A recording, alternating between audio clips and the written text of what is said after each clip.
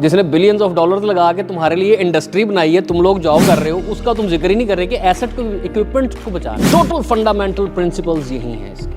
इस पूरे डिसिप्लिन के हर बंदा ही रिकॉर्ड कर लेता है, उल्टी सीधी चीज़, छोटा सा भी है, चिंगारी निकली है, धमाका हो गया जी, खबर बना दी उन्होंने। कुछ यूरोपियन हैं अभी भी कॉर्पोरेशंस जो SHE के साथ चलती हैं। डिसिप्लिन जो आपने बैकग्राउंड स्टडीज़ कर रखी हैं वो आपको हेल्प करती हैं, आप जल्दी इसने एडजस्ट कर जाए। वो लोग या प्रोसेस इंजीनियरिंग का काम कर रहे होंगे, they always have to keep process safety back of their mind. मेरा नाम काशिफ रशीद है, मैं एक केमिकल इंजीनियर हूँ by discipline. Both my bachelor's and master's in chemical engineering is from Lahore. मैं पिछले 25 साल से इंडस्ट्री के साथ एसोसिएट हूँ। ये एसोसिएशन पाकिस्तान में भी है, ये एसोसिएशन मेरी गल्फ़ में भी है, यूरोप में भी है, अफ्रीका में भी। So I've been all these places, served there, worked there. मेरी स्पेशलिटी या जिस एरिया में मुझे ज़्यादा काम करने का मौका मिला वो है occupational safety and health, process safety. नाम सुन रखा है आप लोगों ने, नई चीज़ नहीं है आप लोगों के लिए। एंड आई हर्ड कि आप लोगों का कोई मॉड्यूल भी है किसी दौर में जाके, आप लोग थर्ड या फाइनल ईयर में कहीं पर जाकर, अब तो खैर सेमेस्टर्स हो गए हैं आप लोगों के, तो किसी सीनियर सेमेस्टर में आप लोग कोई मॉड्यूल भी पढ़ेंगे इसके ऊपर। Any idea what it is? ये मोटिवेशनल, पहली बात तो ये क्लियर कर लीजिए कि ये मोटिवेशनल लेक्चर नहीं है, ठीक है, ना ही इसका बाद में कोई एग्ज़ाम होना है, ठीक है। तो सुकून से बैठें। ये सिर्फ आप लोगों के लिए मोटिवेशनल की जगह लफ्ज़ ज़रा अगर स्किप कर दें तो it is more of inspirational and hope, कि आप लोगों को प्रोडक्ट नज़र आए कि अगर इसको एज अ करियर पाथ आप लोग लेके चलते हो तो वेयर यू कुड लैंड, कहाँ तक जा सकते हो और कैसे जा सकते हो, ठीक है। मुझे सिर्फ ये छोटी सी मुख्तसर सी बातें करनी है और उसके बाद आपके क्वेश्चंस हैं, ठीक है, which I will answer, I will try to answer. अच्छा जी, एनीबडी, कोई हमारा बेटा बेटी बता सके हमें जी कि what is occupational safety and health, क्या करता है ये, कौन लोग हैं? सर हेल्थ एंड सेफ्टी में यही होता है कि वर्क प्लेस पे जो हैजर्ड्स वगैरह हैं उन्हें रिमूव वगैरह करना होता है, या अगर किसी इंस्ट्रूमेंट के साथ ट्रीट कर रहे हैं तो प्रॉपर प्रिकॉशंस को फॉलो करते हुए ट्रीट करना होता है। Very good, excellent excellent. Process safety क्या हो सकती है? प्रोसेस के कोई हैजर्ड्स होते हैं हमारे? केमिकल प्रोसेसेस अगर करते हैं तो उनके कुछ हैजर्ड्स हैं, मसलन को बड़ा सा हैजर्ड बताओ। प्लांट ब्लास्ट हो सकता है, ब्लास्ट हो सकता है, एक्सप्लोजन, या एग्जाम्पल्स, लातादाद एग्जाम्पल्स आपको नेट पे मिल जाएंगी इंडस्ट्रियल डिजास्टर्स की। सफ़ाए हस्ती से जिसको कहना मिट जाते हैं, ऐसे हादसे अनफॉरगिवन, ऐसे नाकाबिले माफ़ी किस्म के, ऐसे नाकाबिले फरामोश किस्म के हादसात हैं कि फैसिलिटी ख़त्म हो जाती है। लोग कहते हैं कि यहाँ पर कभी कुछ था, है नहीं, था, हो जाते हैं प्रोसेस सेफ्टी के जब इंसिडेंट्स होते हैं। Process upsets, process incidents, purpose सिर्फ यही है इस पूरे डिसिप्लिन का। दो वर्ड हैं आपको ज़िंदगी में कभी भी किसी भी स्टेज के ऊपर, even in interviews, job interviews के लिए भी कहीं पर आप लोगों को फंडामेंटल प्रिंसिपल इसका सिर्फ है no harm, no harm to, किस किस को नुकसान नहीं पहुंचाना हमने, सबसे पहले ह्यूमंस को, अच्छा जी, सबसे पहले ह्यूमंस को और इन्वायरमेंट को। वेरी गुड, इन्वायरमेंट का बड़ा ज़रूरी है भाईजान आजकल। वो अभी मैंने देखा आपके वो हॉल में इन्होंने वो सस्टेनेबल गोल्स भी लगाए हुए हैं यार, वेरी इम्प्रेसिव यार, ये तो बड़ी खुशी हुई मुझे देख के। अच्छा, और जिसके पैसे लगे हुए हैं वो नहीं बचाने, जिसने बिलियंस ऑफ डॉलर्स लगा के तुम्हारे लिए इंडस्ट्री बनाई है, तुम लोग जॉब कर रहे हो, उसका तुम जिक्र ही नहीं कर रहे कि एसेट को, इक्विपमेंट को बचाना है, प्रॉपर्टी को बचाना है अपनी वहाँ पर, ठीक है। इक्विपमेंट, इंस्ट्रूमेंट, हार्डवेयर, सॉफ्टवेयर, इन सब को मिला जुला के एक टर्म यूज़ करते हैं हम, एसेट।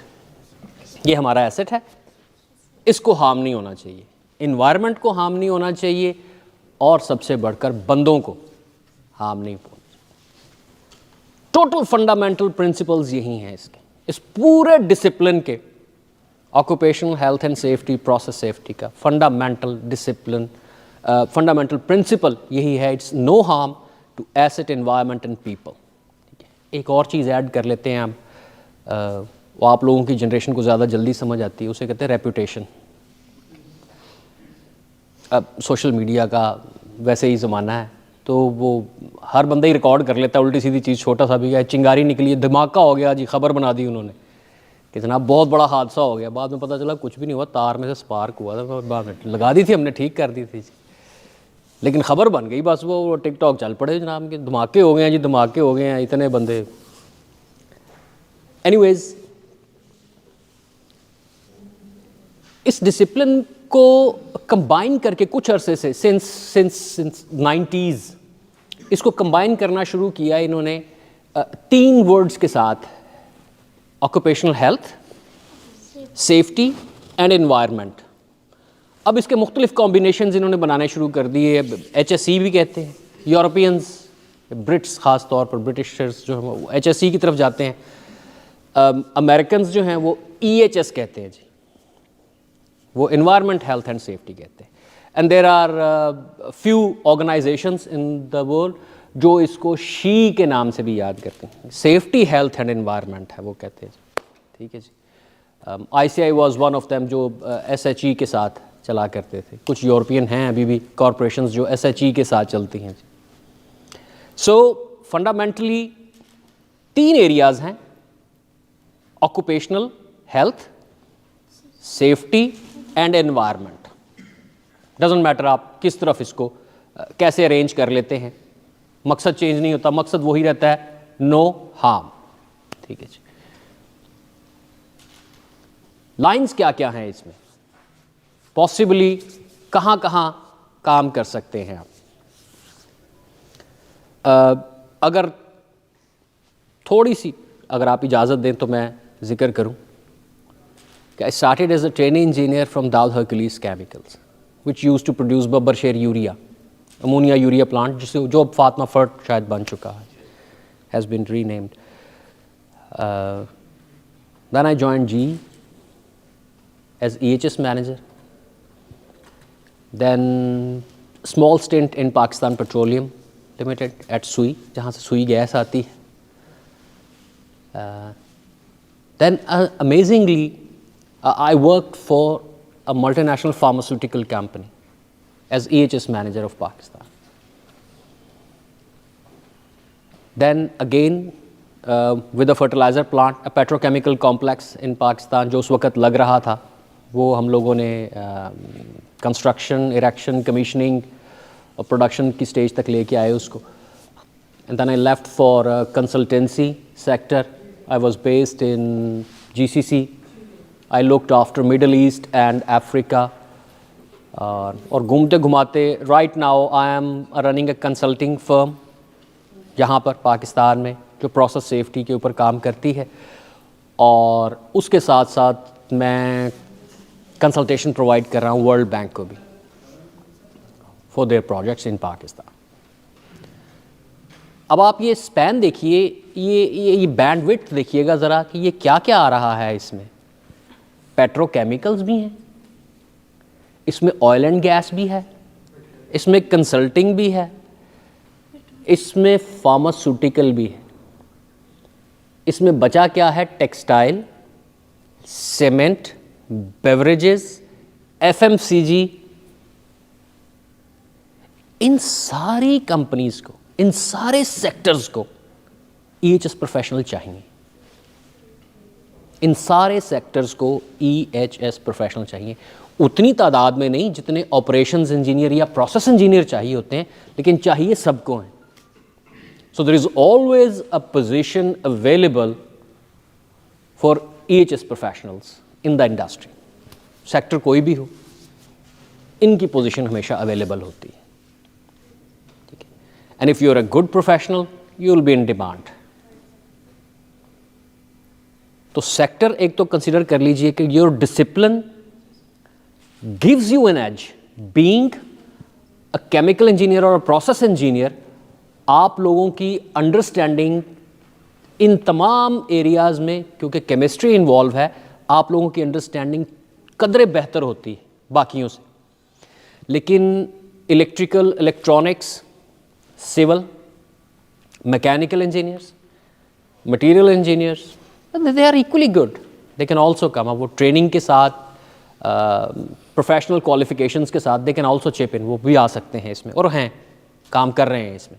ऐसा नहीं है कि it is solely made for you guys, आप लोगों के लिए नहीं बनाई है डिसिप्लिन, बाकी सारे भी हैं, लेकिन आप लोग फिट बड़ी जल्दी होते हो। Why? Because of your discipline, जो आपने बैकग्राउंड स्टडीज़ कर रखी हैं वो आपको हेल्प करती हैं, आप जल्दी इसमें एडजस्ट कर जाते हैं, ठीक है, और सक्सेसफुल भी होते हैं। तो एरियाज़ मैंने आपको बताया कि इंडस्ट्री का एक इतना वाइड स्पेक्ट्रम है कि नो इंडस्ट्री, और अभी मैंने मरीन का नाम नहीं लिया, मरीन और एविएशन में भी बंदे चाहिए। मरीन, समुद्री, ठीक है, और एविएशन इंडस्ट्री, ठीक है, इन सब को भी OHS, occupational health and safety professionals चाहिए होते हैं, ठीक है। So there is no industry sector right now on planet earth जहाँ पर OHS या EHS प्रोफेशनल्स की जगह नहीं बनती। They are everywhere, there has to be everywhere, they has to be everywhere. Occupation, पेशा, पेशावराना, हेल्थ, जब आप ऑक्यूपेशनल एटमॉस्फेयर में चले जाएंगे तो वहाँ कोई ना कोई रिस्क, कोई ना कोई हैज़र्ड ज़रूर होगा। उसको कैसे आपने मैनेज करना है, इट्स ऑल अबाउट दैट। अब मैं आपके साथ जिक्र करता हूँ इंडस्ट्री सेक्टर, तो मैंने बता दिया कि ये सारे इंडस्ट्री सेक्टर्स हैं जहाँ पर ये पोजीशंस अवेलेबल हैं। क्या क्या डिफरेंट स्पेशलिटीज़ हैं इसके अंदर रहते हुए, इसके इस डोमेन में रहते हुए हमारे पास क्या क्या स्पेशलिटीज़ हैं, ठीक है। कुछ तो अभी ये जैसे मैंने इंडस्ट्री सेक्टर बताए, इसी में से आपको पता चल जाएगा कि भाई कोई एविएशन का स्पेशलिस्ट, एविएशन सेफ्टी का कोई स्पेशलिस्ट होगा, कोई मरीन सेफ्टी का स्पेशलिस्ट होगा जनाब, कोई और कोई इसी तरीके से कोई स्पेशलिस्ट आप बनाना चाहें मुख्तलिफ कॉम्बिनेशन मिला के, सेफ्टी, इंडस्ट्री और स्पेशलिस्ट। इंडस्ट्री कौन सी? टेक्सटाइल, टेक्सटाइल सेफ्टी स्पेशलिस्ट हो सकता है, बिल्कुल हो सकता है। टेक्सटाइल इंडस्ट्री में जो काम कर रहा है वहाँ के बिल्कुल हो सकता है। और कोई भी? ये सारे आप लोगों के जॉब टाइटल्स हैं, पोटेंशियल जॉब टाइटल्स हैं आप लोगों के सब, ठीक है। किस में बेटा? सेल्स, हाँ होते हैं। डिज़ाइनिंग को थोड़ा सा बाद में लाते हैं, लेकिन बिल्कुल होते हैं, डिज़ाइन में भी आ जाते हैं। और सेल्स, ये जो आपके लॉजिस्टिक्स की मार्केट है, सारी लॉजिस्टिक्स जितने भी हैं, ठीक है, even these kind of the food pandas and these kind of जो सप्लाई चेन में इन्वॉल्व लोग होते हैं, इधर से उठाया उधर भेज दिया, अमेज़ॉन, इन सब के भी अपने अपने सेफ्टी स्पेशलिस्ट हैं, चाहिए इन लोगों को, दे आर अवेलेबल। ये हो गए इंडस्ट्री के लिहाज से स्पेशलाइजेशंस। कर क्या क्या सकते हैं इसके अंदर? इंजीनियर जो इंडस्ट्री से आया हो, वो साहिबान जो इंडस्ट्री से आए होते हैं, हैंड्स ऑन एक्सपीरियंस, हाथ गंदे करके आए होते हैं, ठीक है, उनका बात करने का तरीका कुछ और होता है, ठीक है। टीचर्स या एकेडमिक जो हमारे असातिज़ा इकराम होते हैं वो और तरीके से बात कर रहे होते हैं, उन्होंने फंडामेंटल्स के ऊपर बात करनी होती है, ठीक है। मुझे आज के सेशन में आप लोगों को सिर्फ एंड प्रोडक्ट दिखानी है कि ये एक पोटेंशियल करियर पाथ है बेटा आप लोगों के लिए, इस पे चलोगे तो यहाँ तक पहुँच सकते हो, और यहाँ तक अगर पहुँचना है तो दरमियान में स्टेप्स कौन कौन से हैं, मुझे सिर्फ ये बताना है, ठीक है। इतनी सी बात करनी है। फर्दर डिटेल्स और फर्दर इसकी जो गाइडेंस है वो अगर आपको ज़रूरत होगी तो आपकी जो बैच मैनेजर हैं, ठीक है, वो यहाँ बैठी हुई हैं मिसेमान, आप इनसे रब्ता कीजिए। शील कम्युनिकेट और coordinate for your questions towards me, ठीक है, वो पहुँचा देंगी and I will try to answer all those questions. Occupational health, अगर आप डॉक्टर हैं, पैरामेडिक हैं, तो आप अच्छे तरीके से एक्सेल कर सकते हैं इस फील्ड में। मैं अब डिफरेंट फील्ड्स बता रहा हूँ, इसकी स्पेशलाइजेशंस क्या क्या आ रही हैं, ठीक है। ऑक्यूपेशनल हेल्थ के ऊपर सबसे पहले जा रहा हूँ मैं कि डॉक्टर, पैरामेडिक्स अगर इसके अंदर हों तो वो ज़्यादा अच्छे हैं। इंजीनियर होगा तो उसको स्पेशल ट्रेनिंग्स लेनी पड़ेंगी, ठीक है, लेकिन ही और she can perform equally well.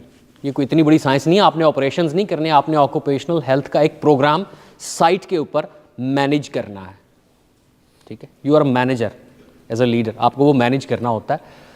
तो फंडामेंटल्स और बेसिक क्वालिफिकेशंस के साथ साथ when you come to the industry, industry आपको खुद भी ग्रूम करती है आहिस्ता आहिस्ता, ठीक है, और आप इस फील्ड में स्पेशलाइज होते चले जाते हो। ऑक्यूपेशनल हेल्थ वाली साइड, ठीक है, बहुत ज़्यादा पॉपुलर नहीं है इंजीनियर्स अमंग द इंजीनियर्स, लेकिन it still is a part of this whole job responsibility. ये करना पड़ता है, देखना पड़ता है। मैं एस के ऊपर ज़्यादा ज़रा ऑक्यूपेशनल हेल्थ से हट के मैं एस के ऊपर ज़्यादा ज़रा सेफ्टी के ऊपर थोड़ा सा फोकस करने लगा हूँ। सेफ्टी एक तो है मैनेजमेंट, मैनेज करनी है जी। मैनेज करने के लिए कोई सिस्टम बना दें आप, दुनिया ने बना लिए सिस्टम।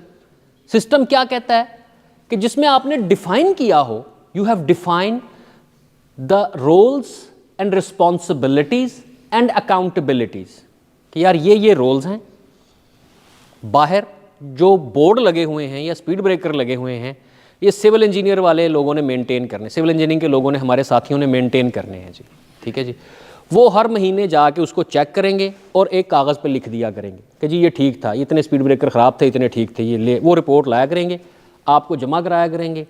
आप उसके अगेंस्ट नए कॉन्ट्रैक्टर को हायर करेंगे कि भाई साहब ये 3 हमारे एरियाज़ ख़राब हो गए हैं, जाके ज़रा रिपेयर करके आ जाए, ठीक है। वो फिर रिपोर्ट, ये एक साइकिल चलता रहता है। इसको हम कहते हैं plan do check act, continual improvement का साइकिल, या plan do check act. Plan करें, एग्जीक्यूट करें उसको, उसके बाद कोई जाके चेक भी करे, आप जैसे चेक कर रहे थे उसको, ठीक है, और जो उसमें खराबियां आई उसके ऊपर फिर एक्ट करें और फिर से प्लान बनाना शुरू। Plan do check act, continual improvement, बेटा ये फंडामेंटल है किसी भी ISO मैनेजमेंट सिस्टम का। That's it. कोई भी management system, not only ISO, कोई भी मैनेजमेंट सिस्टम दुनिया का होगा वो प्लान डू चेक एक्ट के ऊपर चलेगा, ठीक है जी। मैनेजमेंट सिस्टम्स, ISO, ये एक है पोटेंशियल एरिया जहां पर आप लोग फिट हो सकते हैं। मैनेजमेंट सिस्टम की डेवलपमेंट, मैनेजमेंट सिस्टम की मेंटेनेंस, मैनेजमेंट सिस्टम के ऑडिट्स, उनका रिव्यूज़, ये सारा काम आप कर सकते हैं। तो मैनेजमेंट सिस्टम्स में कहीं पर भी किसी भी लेवल पर आप लोग फिट हो सकते हैं, as an engineer, as a manager, as a supervisor. ये आपकी जिम्मेदारी लग सकती है और आप ये काम कर सकते हैं, और इसको एज अ प्रॉपर कैरियर बेटा आप लोग अडॉप्ट भी कर सकते हैं, लेके चल सकते हैं थ्रू आवर अपनी लाइफ, ठीक है। Plan do check act, ISO management system. Safety का कोई है ISO, ये नाम फॉर्म सुने हुए आप लोगों ने कि नहीं? HSMS जो है, चले मैं इनके ऊपर भी बात करता हूँ मैं अभी। ये अपना OSAS 18000 हुआ करता था एक, जो अब ISO 45000 बन गया, ठीक है। तो ऑक्यूपेशनल हेल्थ एंड सेफ्टी के लिए 45000 है, एनवायरनमेंट के लिए क्वालिटी है 9000 बेटा, और एनवायरनमेंट का है 14000, ठीक है। एनीवेज, जस्ट एन एग्जाम्पल के आप लोगों के पास ISO में मैनेजमेंट सिस्टम्स में भी काम करने का एक पूरा होराइजन मौजूद है, ठीक है। Second, construction safety. कंस्ट्रक्शन तो बंद नहीं हो रही, हाई राइज भी बन रही हैं, इंफ्रास्ट्रक्चर भी बन रहे हैं, डैम भी बन रहे हैं, और ये सब कुछ बनता रहेगा, टूटता रहेगा, बनता रहेगा। तो कंस्ट्रक्शन के अपने डायनामिक्स हैं बेटा। Construction has their own hazards and risks. तो you can become a construction safety specialist as well with big huge contractors, big building firms, उनके साथ आप ये काम कर सकते हैं। You need special education, special trainings for that, special certifications, professional certifications, but you can but you can do it. बहुत सारे हमारे कुलीग, बहुत सारे हमारे साथी कंस्ट्रक्शन सेफ्टी के भी स्पेशलिस्ट हैं, ठीक है। और सोने पे सुहागा कि अगर ये कंस्ट्रक्शन पेट्रोकेमिकल्स की हो रही है तो फिर तो आपकी अहमियत और भी ज़्यादा हो जाती है, ठीक है, कि प्रोसेस का भी पता है और कंस्ट्रक्शन का भी पता है, तो you could become very handy. Construction safety, industrial hygiene, IH, industrial hygiene या ऑक्यूपेशनल हाइजीन, क्या परेशानी है? नाम से कुछ, इन 2 वर्ड से कुछ पता चलता है कि क्या परेशानी, किस एरिया को ये चेक करेगा? Very good, you are protecting your respiratory system बेटा, you are doing right thing, be confident. हाँ जी, ये मसला है इसलिए लगाया। लेकिन ये तो धुन का बेटा इशू है। अगर आप किसी सीमेंट प्लांट पे काम कर रहे हैं, शदीद कटा मिट्टी, डस्ट, सस्पेंडेड पार्टिकल्स, ठीक है, सिलिका, ओके, और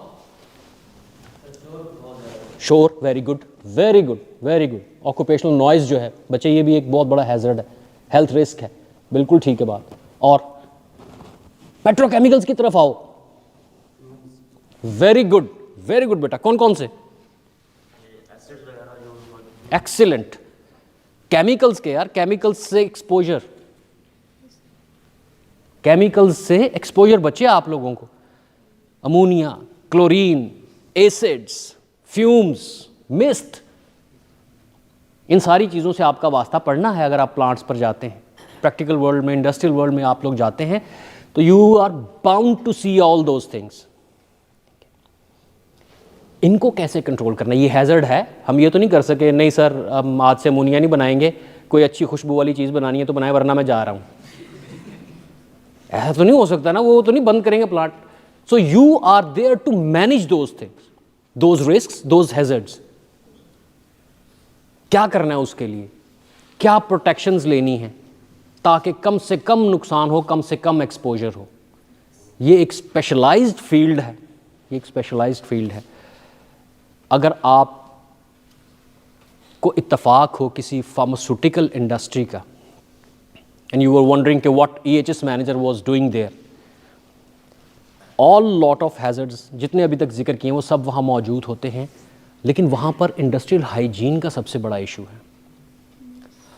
वो दवाई, वो टैबलेट, वो सिरप जिसके ऊपर 5 mg या 10 mg लिखा होता है, ठीक है, और वो होती है 3-4 ग्राम की, 5 ग्राम की होगी गोली, तो उसमें से सिर्फ 5 माइक्रोग्राम जो है वो API है, एक्टिव फार्मा इंग्रेडिएंट, या जिसको दवाई कहते हैं, वो मॉलिक्यूल जिसने लड़ना है उस पर्टिकुलर बीमारी। बाकी सारा फिलर ही होता है उसकी जस्ट गोली बनाने के लिए। और ये एक्टिव फार्मा इंग्रेडिएंट्स ऐसे ऐसे मटेरियल्स हैं, ऐसे ऐसे मॉलिक्यूल्स हैं in their concentrated form, in their original form, कि they can have genetic effects. तो सोचें जो बंदे वहाँ पे बना रहे हैं उनके साथ क्या कुछ हो सकता है अगर आपने प्रॉपरली इस रिस्क को मैनेज ना किया। तो वो जो हॉलीवुड की फिल्मों में दिखाते हैं ना आपको कि केमिकल रिएक्शन हो गया, स्पाइडर लड़ गया और कुछ का कुछ बन गया, इतना कुछ तो नहीं बनता लेकिन बहुत कुछ बन सकता है इंडस्ट्री में जेन्युइनली। इसलिए वो जो हुड्स पहने होते हैं उन्होंने, पूरा उन्होंने सूट पहना होता है, केमिकल सूट भी है, हुड भी है, ठीक है, और रेस्पिरेटरी सिस्टम उनका पीछे से पाइप्स के थ्रू जा रहा है, एयर उनकी स्पेशलाइज जा रही है साफ़ होके, और वो उसी से सांस ले रहे हैं। ये सब कुछ करना पड़ता है, ये ज़रूरी है। और ये सारा इंतज़ाम सर्टिफाइड इंडस्ट्रियल हाइजीनिस्ट CIH या इंडस्ट्रियल हाइजीनिस्ट स्पेशलिस्ट या EHS प्रोफेशनल्स जो हैं वो मैनेज कर रहे होते हैं उस पूरी इंडस्ट्री के लिए, अपने तमाम लोगों के लिए। कंस्ट्रक्शन सेफ्टी, अभी सेफ्टी के अंदर 2 एरियाज़ हमने डिस्कस किए हैं, construction safety, industrial hygienist. Fire safety, design करना है ना, इस बिल्डिंग को डिज़ाइन करना है, कितने बंदे यहाँ से कितनी देर में निकल सकते हैं, अगर यहाँ आग लग जाए तो क्या क्या इंतज़ाम होना चाहिए, ठीक है।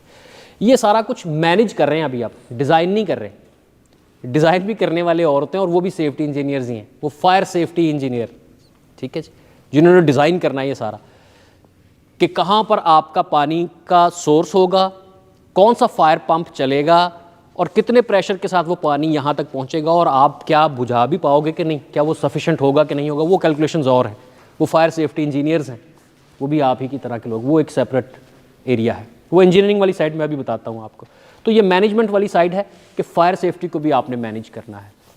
एमरजेंसी रिस्पॉन्स प्लान्स जो बनते हैं ऑर्गेनाइजेशंस के, कि अगर कुछ हो गया, गॉड फॉरबिड, हमने बड़ी एहतियातें की, बड़े मैनेजर रखे हमने, लेकिन मैनेजर सो भी तो जाते हैं, नहीं भी काम करते, कभी कभी मूड नहीं होता, तो कुछ ना कुछ हो गया उल्टा सीधा, तो क्या होगा। तो how to respond, how to take people away from risk in a orderly fashion, तमीज़ के साथ उनको दूर ले जाएं हम इस रिस्क से। ये सारी वो एरियाज़ हैं डिफरेंट। ISO का मैंने आपको बताया, ऑक्यूपेशनल हेल्थ का बताया मैंने, construction safety, fire safety, industrial hygiene, ये सारे एरियाज़। और अब ये फायर मैनेजमेंट, EHS मैनेजमेंट या इमरजेंसी रिस्पांस मैनेजमेंट जो है, ये भी सारा इसी का ही हिस्सा है, जनरल सेफ्टी का, जनरलिस्ट इनको कहते हैं। अब मैं थोड़ी सी स्पेशलाइज्ड फील्ड की तरफ जा रहा हूँ, जो है engineering. Number 1 is the process safety engineering, जहाँ पर आप लोग चीज़ों को मैनेज भी करते हो, प्रोसेस सेफ्टी को मैनेज भी कर रहे हो, और थोड़ा सा और पीछे जाएं तो आप प्रोसेस सेफ्टी के एलिमेंट्स को डिज़ाइंस में इनकॉर्पोरेट भी कर रहे हो।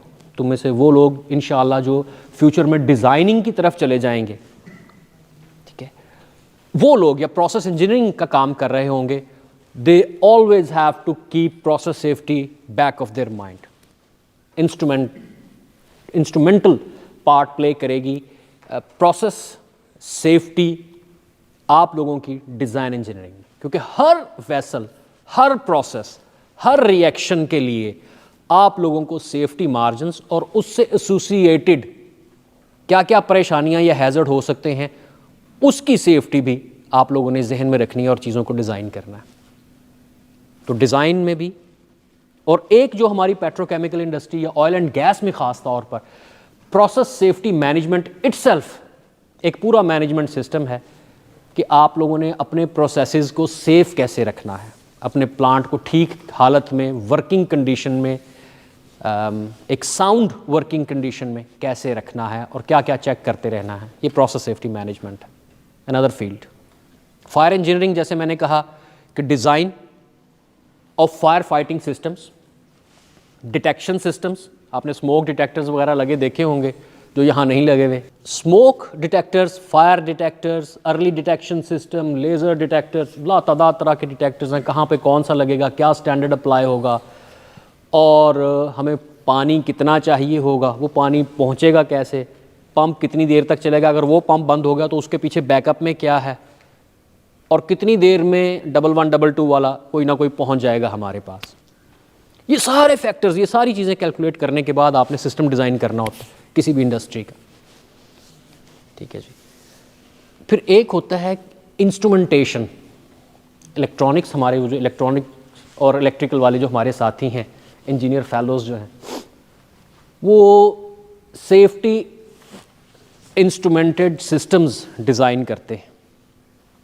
ये जो आपने फायर डिटेक्टर लगाया है, ये डिटेक्ट कर लेगा, कितना डिटेक्ट कर लेगा, कितने साल तक डिटेक्ट करता रहेगा, कब जाके फेल हो सकता है, ये कितने अरसे में फेल हो जाएगा और कितना अरसा फेल होने से पहले ही मुझे उसको बदल देना चाहिए। ये सारी कैलकुलेशंस होती हैं। ये सिंपलेस्ट ऑफ एग्जांपल मैं दे रहा हूँ आपको, ठीक है। रन अवे रिएक्शंस का नाम सुना आपने कभी?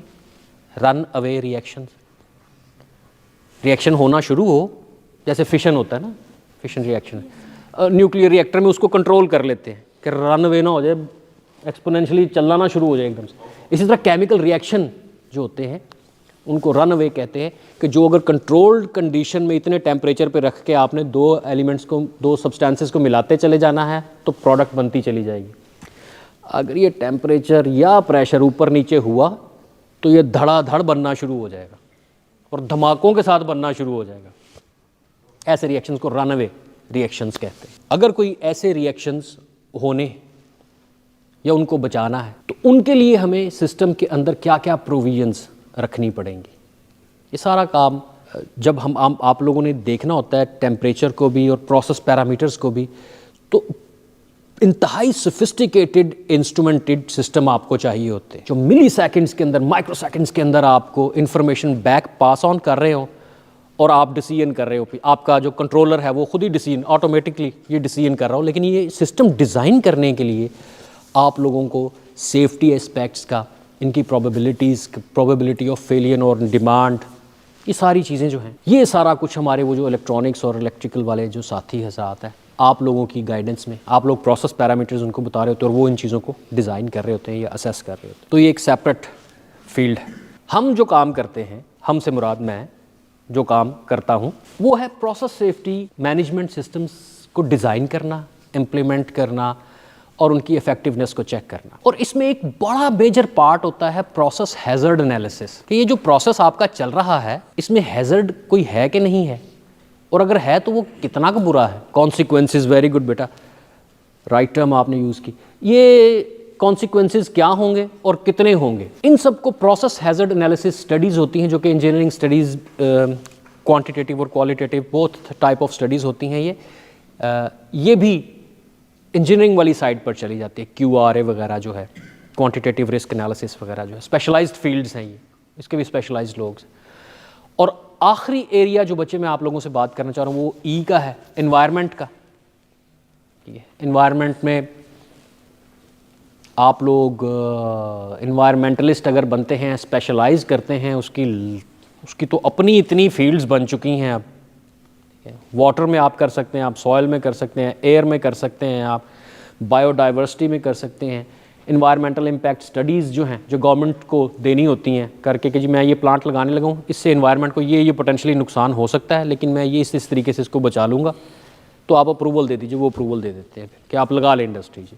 ये EIA करना भी, और EIA एक स्पेशलाइज्ड फील्ड है, हाई स्पेशलाइज्ड फील्ड है। तो इंडस्ट्री में, पेट्रोकेमिकल इंडस्ट्री में एनवायरनमेंट का ज़्यादातर आपके जो एफ्लुएंट्स हैं, इंडस्ट्रियल एफ्लुएंट्स जो लिक्विड एफ्लुएंट्स जो आप लोगों के बाहर जा रहे हैं, जो वेस्ट वाटर ट्रीटमेंट प्लांट के थ्रू होके जाने चाहिए, और जो एमिशंस आपकी निकल रही हैं क्या वो रेंज के अंदर हैं या नहीं है, अगर नहीं है तो क्या करना पड़ेगा, प्रोसेस में क्या क्या चेंजेस लानी पड़ेंगी कि वो लिमिट के अंदर आ जाएं।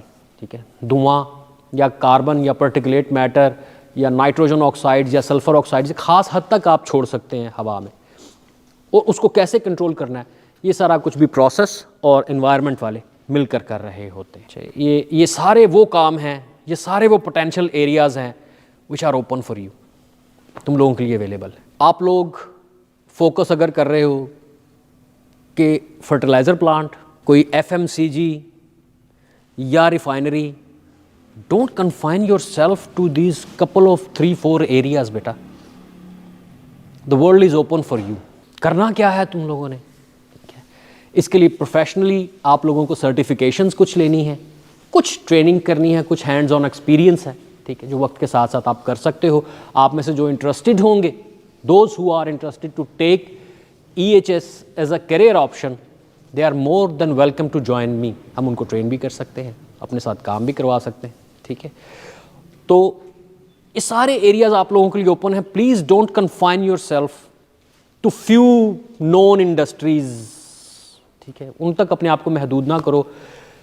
बड़े रास्ते खुले हुए हैं, बहुत लंबा करियर है और बहुत अच्छा करियर है, रिवॉर्डिंग करियर है, और यू नेवर नो कि where it leads to you, ये कहाँ पे आपको लेके जाता है मुस्तकबिल में, ठीक है। But there is no end, there is huge number of opportunities lying. Immediately मेरी आप लोगों से रिक्वेस्ट ये होगी कि एक्सप्लोर दिस, इसके मुतल्लिक और जानना चाहते हो आप लोग थ्रू योर बैक मैनेजर आप मुझसे रब्ता कर सकते हो। आप नेट पे टाइम थोड़ा सा लगाओ इसके ऊपर, देखो ये जिसमें क्या क्या है, हो सकता है कोई बहुत ही फैसिनेटिंग सी चीज़ हो जो आप लोगों को मज़े की लगे, ठीक है। तो यू नेवर नो कि आप कितना ज़्यादा उसके अंदर एक्सेल कर जाते हो, ठीक है, स्पेशलाइज्ड बंदे बन जाते हो। तो the world is your playground बेटा, everything is possible. Questions, those who are awake, जो आप में से जाग रहे हैं उनको इजाज़त है कि वो सवाल कर लें, कोई भी सवाल। सिवाय मेरी सैलरी पूछने के। हाँ जी बेटा। सर क्या जिस तरह हमारी 4 साल की इसकी डिग्री है उसकी भी इसी तरह सीन है? हाँ है, बिल्कुल है। अगर आप बच्चे properly EHS and risk management के ऊपर काम करना चाहते हैं तो आपकी इसके बाद 1 साल की मास्टर्स भी है, 2 साल की मास्टर्स भी मिल जाती है आपको। बैचलर्स की degree I won't recommend, bachelors तो आप लोग कर ही रहे हो ना यहाँ पर अभी, ये मिनिमम है। इसके बाद अगर आप बाहर जाना चाहें तो आप बिल्कुल जाके कर सकते हैं। हैरियट वॉट को देख लीजिएगा, ये स्कॉटलैंड की यूनिवर्सिटी है हैरियट वॉट, और बड़ी पुरानी ये safety risk and reliability engineering के नाम से ये करवा रही है मास्टर्स बड़ी देर से, वो बड़ी रिप्यूटेड है। अमेरिका में भी है अवेलेबल, लेकिन मैं आप यही कहूँगा कि आप लोग अभी अपनी ग्रेजुएशन पे फोकस कीजिए। लेकिन अगर कोई छोटी सर्टिफिकेशंस हैं, ठीक है, जो कि बहुत सारी हैं, ठीक है, वो आप आहिस्ता आहिस्ता करना शुरू कीजिए, ठीक है। NEBOSH, national examination board of occupational safety and health, इसकी कुछ छोटी छोटी फंडामेंटल सी सर्टिफिकेशंस हैं, अगर आप साथ साथ ये कर सकें बड़ी अच्छी बात है। थोड़ा इंडस्ट्री में जाते हैं, थोड़ा स्पेशलाइजेशन होती है, थोड़ा काम करते हैं, थोड़े पैसे इकट्ठे होते हैं, ठीक है, तो आप लोग CSP certified safety professional American certifications वो कर सकते हैं आप लोग, ठीक है। और CIH है सर्टिफाइड इंडस्ट्रियल हाइजीनिस्ट, ये कर सकते हैं आप लोग, ठीक है। और अगर बैचलर्स और मास्टर्स के लिए बाहर जाना चाहते हैं तो व्हाई नॉट, बिल्कुल बैचलर्स भी अवेलेबल हैं, मास्टर्स भी अवेलेबल हैं, ठीक। ओल्ड स्कूल से हूँ मैं थोड़ा सा, मुझे तो पहले ये समझ नहीं आता ये CGP क्या है, तुम्हारा GPA क्या होता है, हमें तो कन्वर्जन ही नहीं समझ आई इसकी, ये क्या है। तो हम तो फर्स्ट डिवीज़न सेकंड डिवीज़न वाले लोग हैं, वो कैटेगरी है जिनको आप लोग बरतानिया टाइम के लोग कहते हैं, ठीक है, हम वो लोग। एनीवेज बच्चे आप लोगों की फंडामेंटल्स अगर ठीक है ना, क्लियर हैं conceptually, if you are okay, आपको पता है कि एक पंप क्या करता है, कहाँ लगाना है, कंप्रेसर क्या करता है और कहाँ लगाना है, ठीक है, इससे प्रोसेस में क्या वेरिएशंस आ सकती हैं, इंस्ट्रूमेंटेशन के फंडामेंटल्स आपको पता है। तो बाकी अब क्योंकि कंपटीशन इतना ज़्यादा है बच्चे, मैं ये नहीं कहूँगा कि you start neglecting on your grades, ठीक है, it's a competitive world out there. मुझे आप में से चुनना है, I would choose the best. मैं कैसे चूज़ कर सकता हूँ? या मैं इंटरव्यू करूँगा या मैं टेस्ट लूँगा, आपके ग्रेड्स देखूँगा, यही 3 क्राइटेरिया ना। तो अगर इन तीनों को भी हम इक्वल परसेंटेज दें, वेटेज देते हैं, तो 33.33% तो इसमें से ही आ जाता है ना कि पहले प्री क्वालिफाई या प्री सिलेक्शन जो है कि भाई तुम लोग टेस्ट देने के लिए आ जाओ, वो कैसे कोई बुलाएगा आपको? वो ग्रेड्स देख के बुलाएगा ना। तो don't compromise on your grade, अगर अच्छा रख सकते हो तो रखो, लेकिन एक्सेल करने के लिए मैंने आपसे कहा कि आपके फंडामेंटल कॉन्सेप्ट्स जो है ना वो ठीक होने चाहिए, बस वो अगर हैं कहीं मार नहीं खाओगे तुम लोग इंशाअल्लाह। जी बच्चे आप कुछ पूछ रहे हो? जी कोई कमेंट, आस्किंग समथिंग? जी बच्चे आपको लगता है कि को-करिकुलर एक्टिविटीज क्या कहते हैं इंडस्ट्रीज में इन्वॉल्व होती हैं, जैसे मैनेजिंग टेक्निक्स होती हैं, वो भी तो इंडस्ट्रीज के एज अ सेट ऑफ, क्योंकि अगर आप अपनी जब तक एक प्रॉपर प्लेटफॉर्म हमें नहीं मिलेगा तब तक उनको कैसे पता चल सकता है कि किस बच्चे का क्या स्किल है, क्या वो तो अगर किसी का मतलब ग्रेड्स वाइज को टॉप पे, लेकिन उसके पास एक वो टेक्निक नहीं, तो वो कैसे होगा? इनिशियली तो बेटा ये स्किल्स जो है ना आपकी खूबियाँ और आपकी खामियाँ जो हैं ये अम्मी अब्बू को पता होती हैं, घर वालों को या करीबी दोस्तों को, वो उन्हीं को ही पता होती हैं, और अल्लाह करे उन्हीं तक ही रहें, ठीक है, वो क्योंकि आगे फिर बात शायद ना करें। इंडस्ट्री में बच्चे it takes times to build your rapport, it takes time, there is no shortcut बच्चे, लेकिन the people who are involved in extracurricular activities, sports, street smart, okay, अच्छी negotiations कर लेते हैं, बाज़ार में जाके इचरे में जाके अच्छी लड़ाई कर लेते हैं, तुम लोग नहीं, इनकी बात कर रहा हूँ मैं। तुम लोग तो कहीं पर भी जाके फड्डा कर लोगे, बाहर सड़क पे लड़ लोगे तुम लोग। So but all these are part of, ये लर्निंग कर भी है ना, हर चीज़ से कुछ ना कुछ सीख रहे हो। एक दफ़ा फड्डा करोगे चपेड़े पड़ेंगे, अगली दफ़ा नहीं करोगे, पता चल गया कि इधर से पड़ती हैं बेटा, इधर इधर इधर ये हरकतें नहीं करने वाली होती, तो अगली दफ़ा नहीं करोगे। तो you have learn your lesson, until unless you are learning your lessons, ठीक है, I am fine with that. कोई भी एक्सपेरिमेंट जिससे तुम लोग कुछ सीख रहे हो, फाइन। और वो लोग जो इस तरह के एक्सपेरिमेंट कर लेते हैं स्टूडेंट की लाइफ में, ठीक है, मैंने ये देखा है कि वो इंडस्ट्री में कामयाब रहते हैं। इंडस्ट्रियल एटमॉस्फेयर में, प्रोफेशनल वर्ल्ड में, street smart people are better suited to handle the situations. So never afraid of doing experiments.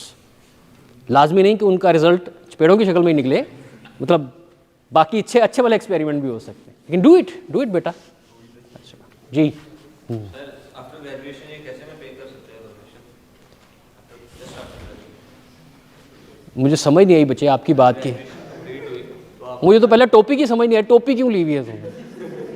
सर्दी लग रही है? अच्छा, ग्रेजुएशन कंप्लीट हुई ओके। तो हम मैक्सिमम हमारा होता है फर्टिलाइजर में, रिफाइनरी में, या बहुत अच्छा किसी ने एक्सेल किया हुआ है तो P&G में चला जाएगा, यूनिलीवर या नेस्ले वगैरह में। तो अच्छा, उनको आप फर्टिलाइजर से ऊपर रैंक कर रहे हो? मतलब पे उसमें अच्छी मिल जाती है, क्योंकि बहुत आपने जिस तरह बताने का तस्करा किया ना, तो पेरेंट्स एक्सपेक्ट कर रहे होते हैं जस्ट आफ्टर ग्रेजुएशन मेरा बच्चा हाई पे लेकर आएगा। हाँ। तो ये जो प्रोफेशन जो आपने बात की after just after completion of a degree, तो हमें कैसे पे कर सकते हैं?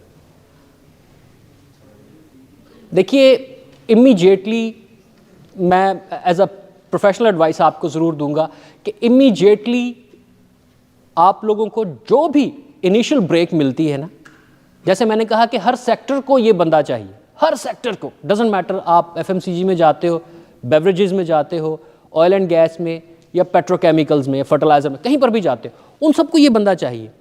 लेकिन how you can excel within that sector by knowing the process itself. बेटा, तुम में और एक आम सेफ्टी सुपरवाइजर में, जो मैट्रिक या FA के बाद जिसने फ़ौरन एक छोटा सा कोर्स कर लिया है कहीं से, ठीक है, उसके बाद उसने एक अपना मकाम पैदा कर लिया है सेफ्टी फील्ड के अंदर खुद ही से, ठीक है, उसमें और आप में ये फ़र्क है कि you know the process and you should know the process.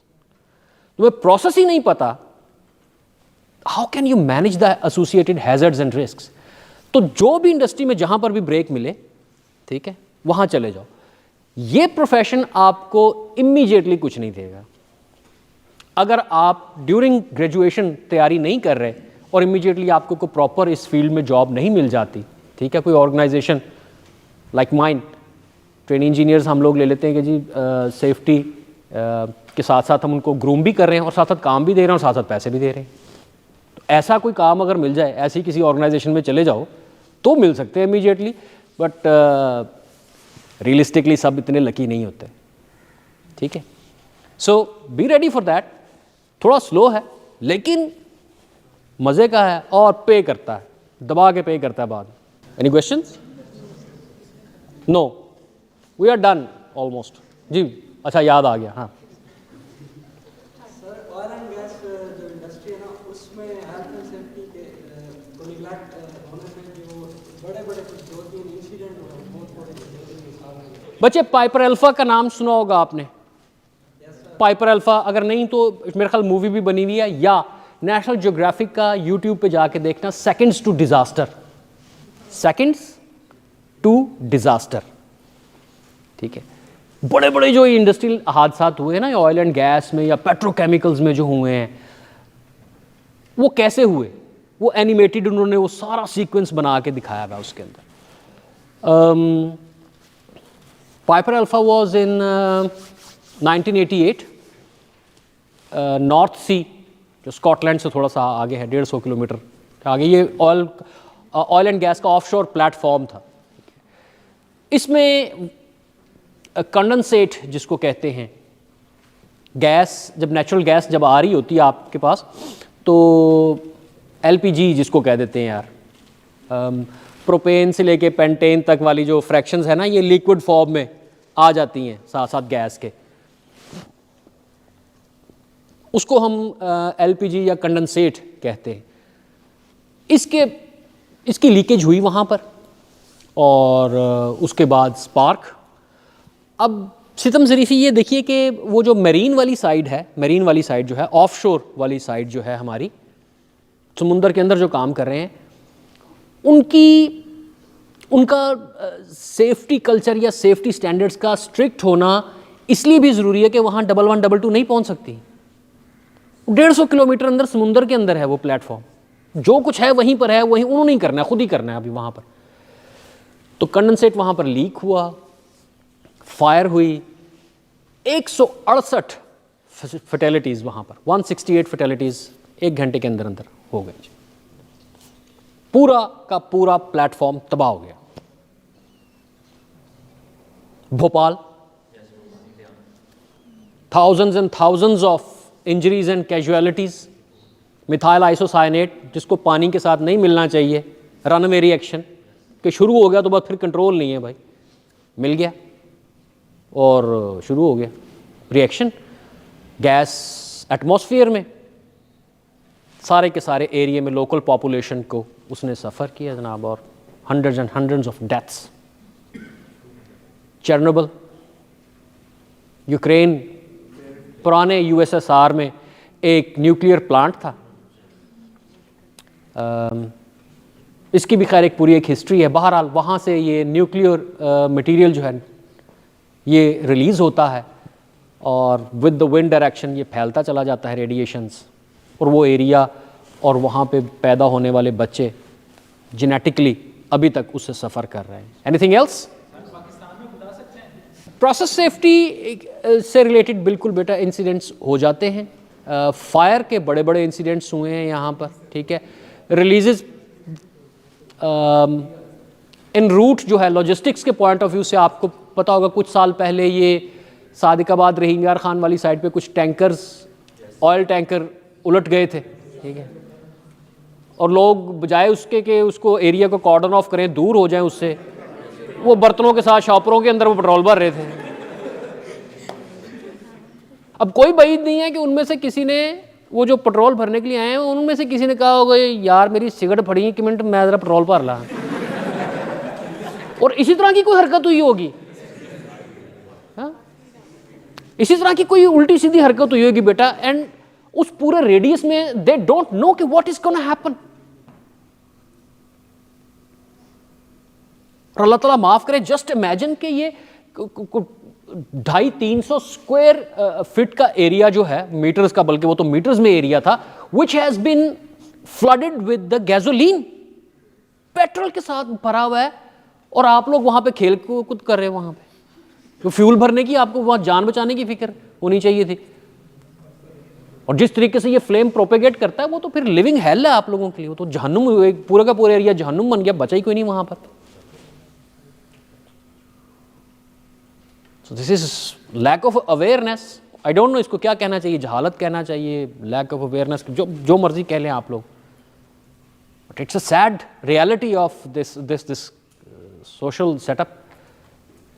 Anyways, process industry से रिलेटेड इंसिडेंट्स बिल्कुल होते हैं, फायर्स भी हैं, लीकेजेस भी हैं, लेकिन अनफॉर्चुनेटली ज़्यादा डैमेजिंग और ज़्यादा फेमस वो वाले इंसिडेंट्स हो जाते हैं जो इन रूट होते हैं, जो रोड पे या ट्रांसपोर्टेशन के दौरान हो जाते हैं, सिटीज़ में हो जाते हैं, वो ज़्यादा मशहूर हो जाते हैं। सो आई डोंट नो आप लोगों के जो मॉड्यूल्स हैं उसके अंदर ये प्रोसेस सेफ्टी के इंसिडेंट्स पढ़ाए जाते हैं या नहीं जाते।